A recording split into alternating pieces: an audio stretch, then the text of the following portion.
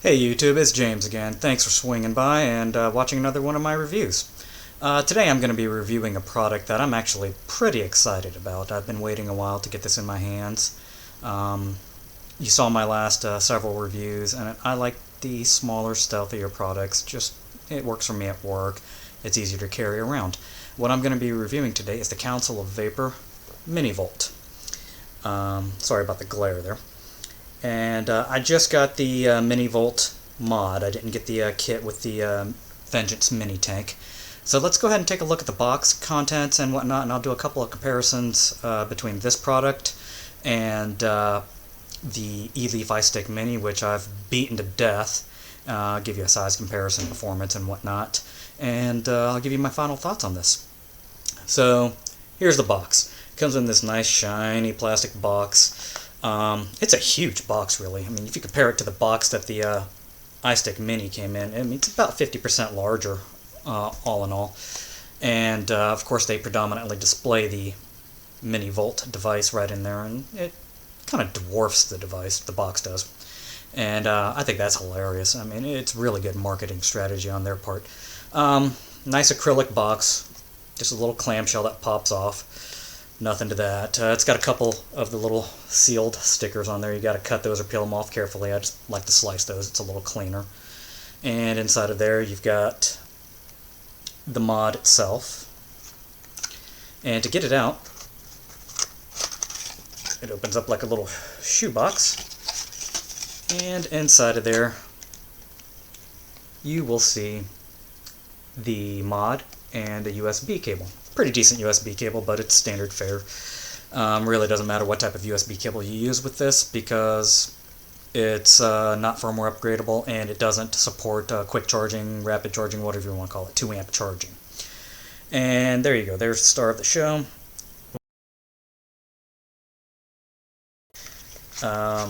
There is your USB cable. The little foam insert just pops right out. It's got the little ribbon dealy there. Inside, for whatever purpose, you also have your user manual, and it's got your authenticity QR code up there. That's pretty neat. And there's not a whole lot to this manual, but there really isn't a whole lot to that device either. So this is actually pretty all-inclusive. I'm fairly well impressed with it. And then it also comes with this little bobber here. It's got its own QR code to link you to Facebook or whatever. And then on the back, you've got this guy here. If you can make sense of that, go for it. It says Coilhead, Addy, and Kindred. Okay. Whatever the case is with that, that's what it is. So let's get back to the device itself. That is the Council of Vapor Mini Volt. What it is a little tiny, tiny device that supports wattage-controlled vaping only. Wattage or voltage. Actually, no, it doesn't do voltage at all. Just wattage-based vaping in 3 different modes. You could do a soft mode, and if you're familiar with any of some of the SMOK products and whatnot that support this, it's the same idea. SMOK, Sigelli, they've got basically a power ramping mode. Power mode basically being you're getting the full wattage from the word go. The minute you press the button, boom, you're getting everything. Standard mode, I believe they drop it down 5 watts from the beginning, and then it ramps up. And soft mode drops down 10 watts, and then it ramps up. This device supports wattage ratings from 8 watts all the way up to 40 watts in 0.1 increments. It's pretty decent. And it'll fire atomizers as low as 0.2 ohms all the way up to, I believe, 2.5 ohms. It'll work with a 0.2 ohm just fine. I don't recommend it because it's going to suck your battery life dry. The sweet spot is somewhere around 0.6. That's where your battery life really starts to increase exponentially. Even between a 0.5 and a 0.6, you're going to see a massive difference. So there it is. It is 22 millimeters wide, 56 millimeters tall, and the depth, I'm not too exactly sure what it is. Off the top of my head, I believe it was like 34 millimeters. It's virtually the same size, though, as the iStick Mini. Let me go ahead and pull that out just for size comparison. Side by side, here, let's do it more like this. You can see the Mini Volt is just a hair taller. And I've got these both level. It's 4 millimeters taller. Holding them that way, they're virtually identical in width. I mean, if they're different, it's by maybe a millimeter. And depth-wise, you've got 20 millimeters here, 22 here, so effectively the same thing. What's nice about this is that you can fit your more standard size atomizers. 22 millimeter atomizers fit on here a lot better than they will on this. Even a 19 millimeter or 18.5 millimeter atomizer like the Subtank Nano overhangs on the front of this. It's just because of the firing pin, or the 510 pin placement. This will support a 22 millimeter Addy, and it'll be flush on the sides and on the front. Of course, it won't hang over the back, it's just not that big.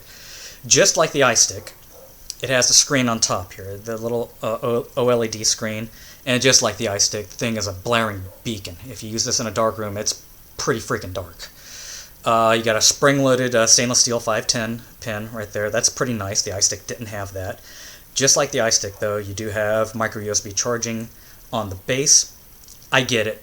They really don't have a choice with this. You got to get what you get and do what you can do with the room that's in this. And by the time they put a battery in it, you're just completely out of room. And down at the bottom, a little tiny, tiny hole for battery venting.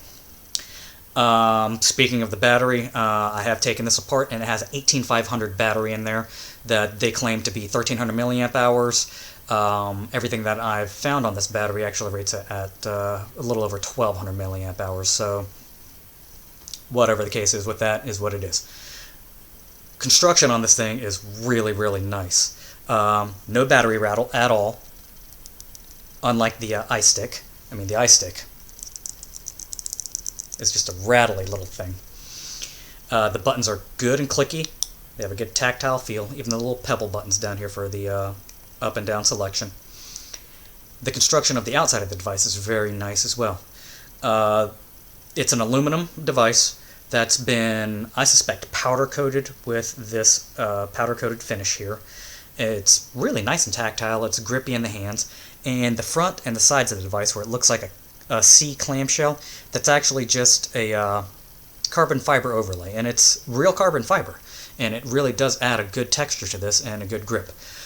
Weight-wise, this thing's about 50% heavier than the iStick.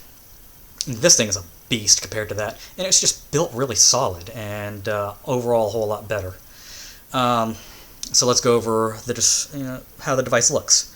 On the front here, you've got your nice long firing button there. I like that. It's easier to find. You don't have to worry about missing that.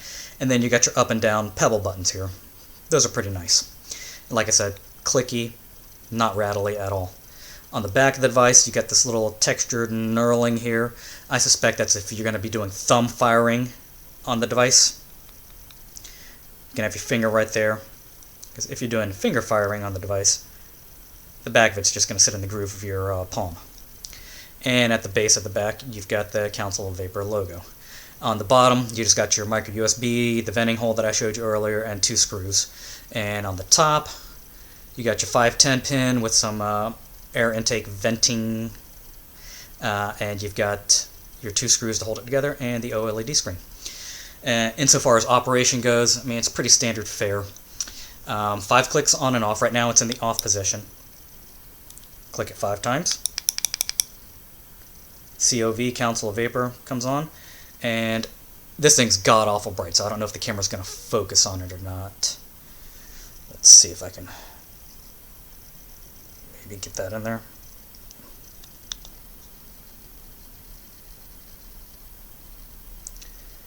Yeah, I don't think that's going to show up. But you get your wattage output reading, battery reading, your resistance reading, which right now is 0.00 because I do not have an atomizer. And then down at the bottom, you got what mode that you're operating in right now. It's in power mode. and you can change that between soft, standard, and power. Operation is pretty simple, and one thing I like about this is if I press the up and down buttons, it doesn't do anything. In order to change wattage or the mode of operation, you've actually got to use a combination of buttons. That's actually pretty nice. It keeps you from changing settings inadvertently. So to change your wattage settings, you're going to press simultaneously your fire button and the up button, and you're going to see your wattage blinking. Then your down and up buttons work as normal.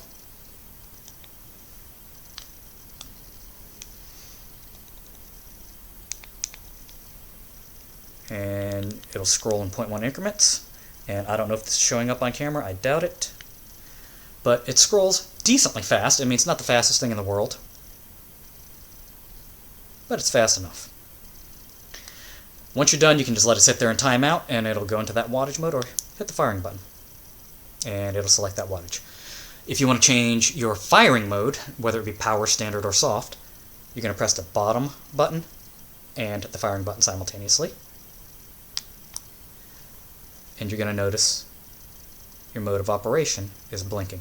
And then use your up and down buttons, and it just round robins. From power, soft, standard, back up to power. Hit your firing button when you're done. And really, that's it. That's all there is to this device. It's a wattage-only device that doesn't do anything else. 3 clicks doesn't do anything. 5 clicks on and off. You see the off screen. 5 clicks on. Combination of button presses, and then the 2 pebble buttons. That's all you need to operate this thing. Very simple, very solid, very well built. Performance-wise, what do you have? It's a 40-watt device, and this thing hits hard. It hits like a freight train. I will say that. For a 40-watt device, it really, really just pounds out the wattage. Similarly, while it's doing that, it's draining the battery. So be careful with whatever build you put in here, whatever atomizer you're going to be using. At 0.5 ohms, you're going to start noticing that your battery life depletes pretty significantly quicker than a 0.6 ohm build. And if you go down to 0.2, what the limit of this thing can handle, you're going to get about 30 minutes of battery life. Really, it's just going to drain your battery. You're going to watch that battery meter just drop. What I've got right now, just because I'm waiting for an atomizer from Fast Tech right now, is just an Ego 1. I'm using the CLR coil in here, and I've got a 0.5 rebuild in it. I found that performs pretty well, and while I'm at home, that's fine. If I'm going out and about, I put at least a 0.6, maybe a 0.8 in there, and even at 0.8, you can still get 40 watts, and I'm rocking this thing at 40 watts, and it's reading at 0.52 ohms. So let's see what this thing can do. And I'm going to start with a short puff and just show you what this little thing can do.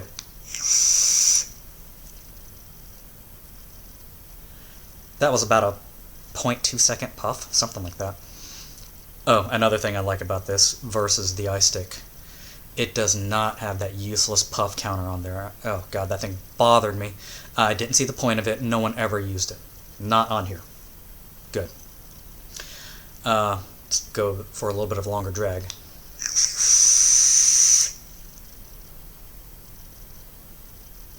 I mean, it's just chucking out tons of vapor for as little as this device is. It's really, really impressive.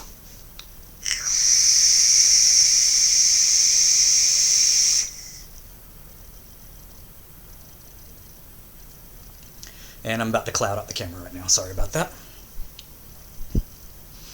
You can take full-on long drags with this. Just make sure you have an atomizer that can handle it. These CLR coils from Joytech, they actually do handle quite a lot of wattage. Much, much more than the stock coils. I'll get into that later. The atomizer I've got on order from Fast Tech is a Pico RTA. And it uses these same 0.5 CLR coils in the kit that I ordered with it. And I suspect that because of the way that the atomizer is set up, I'm actually going to get better performance than I do out of this tank. And it's a 22mm Addy. It'll fit a little more flush than this 19. And it'll be a little shorter, and it'll hold more juice.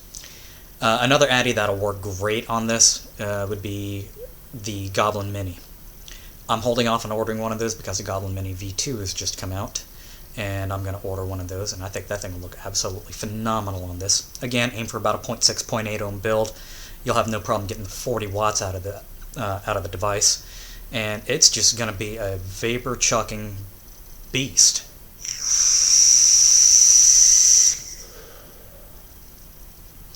I've taken a couple of decent drags off of this at 0.52 ohms, and you can see the battery meter is down just a little bit. It didn't have quite a full charge when I came up here, but the bar was full. So like I said, the magic number is about 0.6. At 0.6 ohms, I notice my battery life does increase noticeably.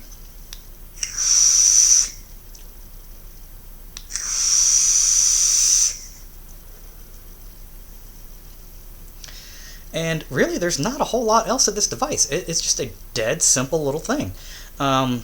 Be careful what type of atomizer you're going to put on this, just from an aesthetic point of view. Even the 2.5 millimeter, 19 millimeter, or 2.5 milliliter rather, 19 millimeter Joyetech Eagle 1 is just about as large as this thing. A Subtank Mini will work fine on this, but it's going to dwarf the device, so kind of go with your own tastes and whatnot on that.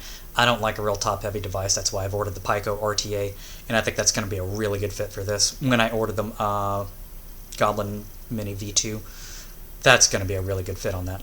I'm going to do a follow-up review to this device once I get to know it a little better. I've only had this a couple of days now. And I'll let you know my thoughts on it and how it performs with the Pico RTA once that comes in. I expect it within a week or so. And if I order the Goblin Mini V2, I'll do a follow-up with that and how it works with this as well. I really don't have any gripes on this that are worth mentioning. It is not firmware upgradable. And that's not a big problem for me because it's a wattage-only device. There's nothing to upgrade. It only supports 40 watts, but again, I get that. It's an 18500 battery. You really don't want to push it any further than that. There is another device out there that is actually shorter than this. It's the Mini Nugget or something to that effect. I forget who makes that. And it's just a hair shorter than this, and it supports 50 watts and temperature control. It has an 18350 1000 milliamp hour battery, so you're not going to get anywhere near the battery life out of that as you will out of this, especially at 50 watts. And that device is just not as pleasant in the hands as this. Overall, I just like this much better. It doesn't support temperature control. That's got to be a con. It'd be better if it did. But for the purposes that I use this, it's perfectly fine. Another con. Just like the iStick Mini, the screen on the front is god-awful bright. And just like the iStick Mini, there's no way to put that into stealth mode. I think all screens should have a stealth mode being able to be enabled, especially one that's on the front, and particularly if you're going to be thumb firing this. Because if you thumb fire, that screen is right in your face. And if you're in a dark room, that's going to blind you out. Even if you're finger firing, that screen is right down here at the bottom of your face, and the blue LED just goes everywhere. And you can see how bright this thing is. I'm in a fairly well-lit room right now, and it's washing out the camera. It's a really bright screen. All of those are pretty subjective cons, though, and they're really, really not major issues. The biggest con I have for this, and it has to be mentioned, is that after 10 minutes of inactivity, this thing shuts itself down. I mean, it no shit turns itself off, just as if you did 5 clicks. So you put this in your pocket after you're done vaping, you come back to it 10, 15, 20 minutes later, whatever. You've got to remember to turn this thing on. It's a niggling issue, but it is a big niggling issue. Because I'll pull this thing out of my pocket, go to vape on it, and it's not doing anything. Oh, got to do 5 clicks and turn it back on. I get why they do that. It does preserve battery life. I wish there was a setting on that so that I could set it for 30 minutes or whatever, or set it up to lock, or something other than powering itself off without me having the ability to disable that. Is it a deal breaker? No. I mean, this is a great, great, great device, and this can be found all over the place. I picked it up for $30 with shipping. I mean, that's awesome. I had to get it off of eBay because the vendor that I was trying to get this off of was out of stock, and honestly, I just didn't feel like waiting. So I'll provide a couple of links down below in the description where you can get these, and where you can get the kit with the mini Vengeance tank, which is just a badass tank. I thought the tank was a little too large for this device, and that's why I didn't want to get it. I wanted to go with a shorter 22mm Addy versus a taller 20mm Addy. All things said, though, that this is a phenomenal device, and if you're at all into stealth vaping, you've got to have one of these. I cannot recommend it enough. The build quality is phenomenal. It feels solid in the hands. It is just leagues above the iStick Mini, and they're really setting the bar for mini devices. And these are becoming more and more popular lately, just because you could pop, I don't have one, but you could pop it in a shirt pocket or whatever, and go about town, and if you've got a shorter Addy than this, it's not going to show up. I've got small hands. I'm 5'5", weigh about $150. I've got what others have categorized as little girl hands, okay? And this thing is completely covered up in my little midget hands. This is tiny. If you're a bigger guy, you're probably going to palm this whole thing and have nothing but just a drip tip sticking out, and keep that in mind. If you're 6'8" and 320 pounds, this might not be a device for you. I mean, you might look like you're trying to vape on a box of Tic Tacs or using the Zoolander phone. So, kind of weigh that. If you're anything less than 6'2", this will work fine. I mean, if you're not in the NBA, I think this thing will work for you just fine. Not a whole lot else to say about this. I'm really impressed. Council of Vapor has been putting out a bunch of great products. Their Vengeance tank was awesome. The mini Vengeance tank I think is better, even though it's a smaller diameter tank. And they just knock this out of the park. It is just a phenomenal device. Like I said, I'll do a follow-up on this once I've got the Pico tank and or the Goblin V2, mini V2, whatever it is. Once those come in and I do a couple of reviews and I get to play around with this a little bit more.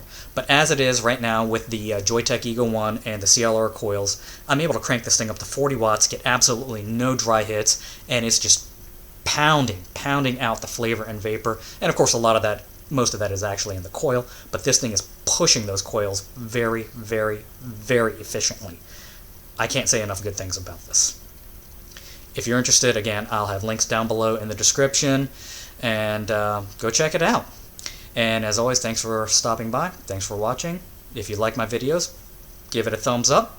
And if you like it even a little more, please subscribe. And as always, vape on and have a good day. So let me cloud you out when I leave.